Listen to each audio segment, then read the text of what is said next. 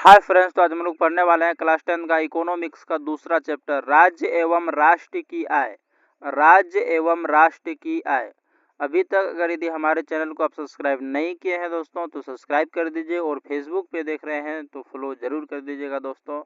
तो चलिए ज़्यादा देर ना करेंगे दोस्तों, और बता दें आप लोग को ये सब प्रश्न जो है दोस्तों वेरी इंपॉर्टेंट प्रश्न रहने वाला है, जो कि बहुत बार पूछा गया प्रश्न है और पूछने की 100% चांस है।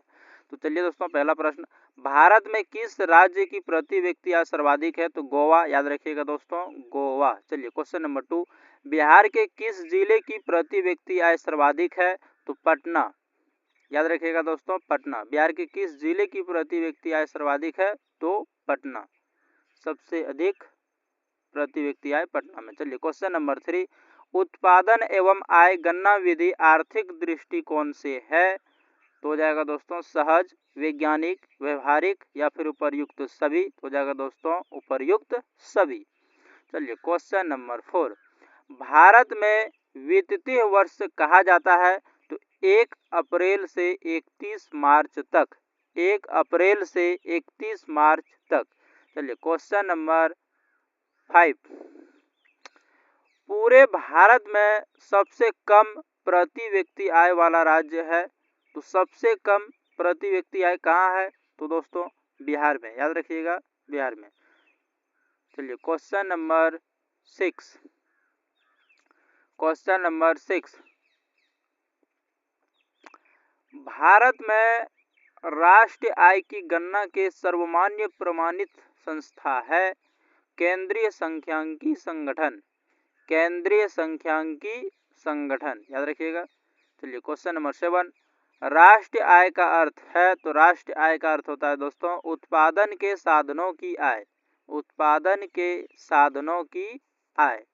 चलिए तो क्वेश्चन नंबर 8, राष्ट्रीय आय का सृजन होता है उत्पादक क्रियाओं द्वारा। उत्पादक क्रियाओं द्वारा। चलिए क्वेश्चन नंबर 9, क्वेश्चन नंबर 9, राष्ट्रीय आय में सम्मिलित रहती है? तो घरेलू उद्योगों की आय, विदेशों से प्राप्त आय, ए और बी दोनों, या फिर इनमें से कोई नहीं। तो हो जाएगा दोस्तों ए और बी दोनों, मतलब घरेलू उद्योगों की आय और विदेशों से प्राप्त आय दोनों। चलिए क्वेश्चन नंबर 10, भारत की राष्ट्रीय आय का सर्वमान्य अनुमान लगाया था? तो किसने लगाया था दोस्तों? दादा भाई नौरोजी ने, याद रखिएगा, दादा भाई नौरोजी ने। चलिए question number 11, question number 11, question number 11 दोस्तों, 2012 से 13 में भारत की प्रति व्यक्ति औसत आय थी? तो 68,757 रुपये। 68,757 रुपये। चलिए क्वेश्चन नंबर 12, वास्तविक राष्ट्रीय आय वार्षिक शुद्ध उत्पादन का वह भाग है जिसका उस वर्ष में प्रत्यक्ष रूप से उपभोग किया जाता है। तो राष्ट्रीय आय की यह परिभाषा किसने दी है? तो याद रखिएगा दोस्तों, मार्शल ने, पीगू ने, फिशर ने, या फिर इनमें से कोई नहीं। तो दोस्तों बता दें इसमें से कोई नहीं है। चलिए क्वेश्चन नंबर 13, दादा भाई नौरोजी के अनुसार 1868 में भारत की प्रति व्यक्ति वार्षिक आय थी? तो 20 रुपये। 20 रुपये। चलिए क्वेश्चन नंबर हो जाएगा आपका दोस्तों 14, क्वेश्चन नंबर 14, किसी राज्य के नागरिकों का जीवन स्तर निर्भर करता है? तो शुद्ध राज्य घरेलू उत्पाद पर।